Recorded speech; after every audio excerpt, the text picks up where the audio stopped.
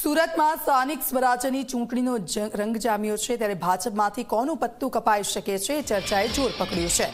3 term સુધી corporate રહેનારાઓનું કપાઈ શકે છે પત્તું। રાજુ જોડિયા, રાકેશ માળી 3 ટર્મથી કોર્પોરેટ છે। સોમનાથ મરાઠે, રોહિણી પાટણ પણ 3 ટર્મથી કોર્પોરેટર છે। પૂર્ણિમા દાવલે, રમીલા પટેલ 3 ટર્મથી કોર્પોરેટર છે। 60 વર્ષથી વધુ વયના કોર્પોરેટરોની બાદબાકી થઈ શકે છે।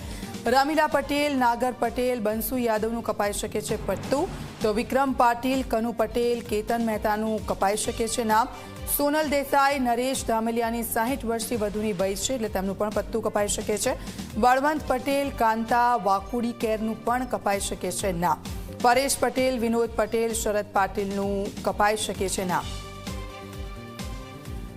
તો આપ જો સ્થાનિક સ્વરાજ્યની ચૂંટણી અને તેને લઈને જે ચહલપહલ ચાલી રહી છે, જે ચર્ચાઓ છે, હજી નામ જાહેર નથી કરવામાં આવ્યા, પરંતુ ભારતીય જનતા પાર્ટીએ જે નિયમો બનાવ્યા છે તેને લઈને કેટલાક લોકોના પત્તા કપાઈ શકે છે। કેટલાક લોકો 3 ટર્મથી કોર્પોરેટર છે તેમના પત્તા કપાઈ શકે છે અને તેમની જગ્યાએ નવાને સ્થાન મળી શકે છે, તો બીજી તરફ 60 વર્ષથી વધુ વયના જે લોકો છે તેમને પણ બાદબાકી થઈ શકે છે। સુરત મહાનગરપાલિકાના ઉમેદવારો માટે મહામંથન। ભાજપમાં કોને ટિકિટ મળશે, કોને નહીં મળે તેના પર સવાલો થઈ રહ્યા છે। ભાજપના સંભવિત ઉમેદવારોના નામ સામે આવ્યા છે। રાજેન્દ્ર પટેલ, રાજન પટેલને મળી શકે છે ટિકિટ।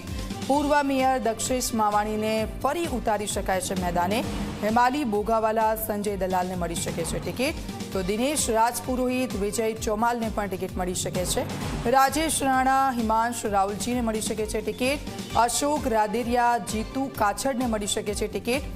વર્જેશ ઉનડકટ, કવિતા એના ગોંડાને મળી શકે છે ટિકિટ, તો પૂર્વ કોર્પોરેટર વિક્રમ પાટીલના વહુ સુષ્માનું નામ પણ આગળ છે। સંજય પાટીલ, અમિત રાજપૂતને ટિકિટ મળી શકે છે। નરેન્દ્ર પાટીલ, ભાઈદાસ પાટીલને મળી શકે છે ટિકિટ। સુધાકર ચૌધરી, અંકિતા ઉપાધ્યાયને ટિકિટ મળી શકે છે। સુધા પાંડે, રીના રાજપૂત, ચિરાગ સોલંકીને મળી શકે છે ટિકિટ। ભરત પટેલ, દિનેશ જુદાણીને પણ ટિકિટ મળી શકે છે।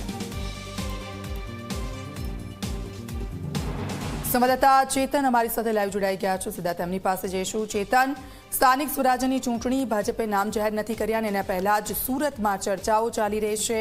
કેટલાક લોકોના નામ કપાઈ શકે છે, તો કેટલાક નવા છે તેમને સ્થાન મળી શકે છે। કયા કયા નામો ચર્ચાઈ રહ્યા છે? જી બિલકુલથી સ્થાનિક સ્વરાજની ચૂંટણી પહેલા ભાજપ દ્વારા કેટલાક જે નિયમો છે તે બનાવવામાં આવ્યા હતા, જેમાં 3 ટર્મથી જે કોર્પોરેટર રહ્યા છે ઉપરાંત 60 વર્ષથી વધુના જે લોકો હશે તેમને ટિકિટ આપવામાં નહીં આવશે, જેમાં ખાસ કરીને રાજુ જોડિયા, રાકેશ માળી, સોમનાથ મરાઠે, રોહિણી પાટીલ, પૂર્ણિમા દાવલે અને રમીલા પટેલ સહિત 35 લોકોના જે નામ છે તે નામ કપાશે। અને ત્યારબાદ જો વાત કરીએ તો જે સ્થાનિક સ્વરાજની ચૂંટણી છે તેમાં ખાસ કરીને પ્રવર જે દાવેદારીની જો વાત કરીએ તો સુરત શહેરના જે મેયર રહી ચૂક્યા છે દક્ષેશ માવાણી, તેમનું નામ ચર્ચામાં ચાલી રહ્યું છે। આ ઉપરાંત રાજન પટેલ જો સ્થાયી સમિતિ અધ્યક્ષ પણ રહી ચૂક્યા છે।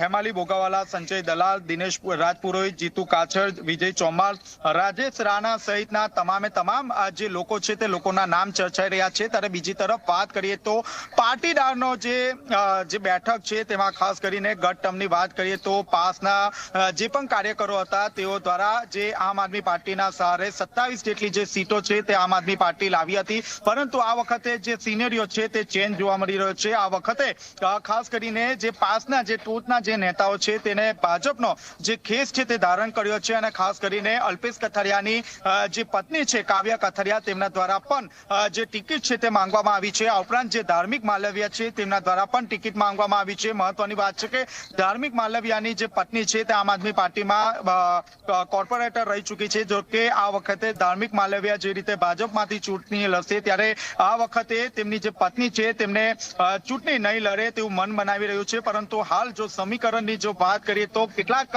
જે દાવેદારો છે તેમના નામ નિશ્ચિત જણાઈ રહ્યા છે। આમાં પણ ખાસ કરીને 2 વર્ગ જોવા મળી રહ્યા છે, CR પાટીલ ગ્રુપ અને હર્ષ સંઘવીનું ગ્રુપ। આ બંને જે ગ્રુપો છે તે ગ્રુપોના પોતાના જે માન્યતાઓ છે તેમને ટિકિટ આપવાનું નક્કી થઈ ગયું છે। કેટલાક લોકોને ટેલિફોનિક જે જાણકારી છે તે પણ આપી દેવામાં આવી છે, પરંતુ તેઓ દ્વારા ઔપચારિક રીતે કોઈ પણ પ્રકારની જાહેરાત કરવામાં નથી આવી, પરંતુ તેમને પોતાના જે ફોર્મને લગતી તમામ જે માહિતી છે તે માહિતી કલેક્ટ કરવા માટે તેમને દ્વારા જણાવવામાં આવ્યું છે। મોડી રાત સુધી જે પાર્લામેન્ટરીની જે બેઠક છે તે શરૂ રહેશે અને આવતીકાલે સુરત મહાનગરપાલિકાના ભાજપના જે ઉમેદવારો છે તેમના નામ જાહેર થાય તેવી પૂરેપૂરી શક્યતા જોવા મળી રહી છે. જી બિલકુલ આભાર ચેતન, આપની પાસેથી અપડેટ્સ લેતા રહીશું. તો નામોની ચર્ચાઓ થઈ રહી છે કારણ કે ભારતીય જનતા પાર્ટીએ સ્થાનિક સ્વરાજ્યની ચૂંટણીમાં કોને મેદાને ઉતારવાના છે તે નામો હજી જાહેર નથી કર્યા ને તે પહેલા જ ચર્ચાઓએ જોર પકડ્યું છે.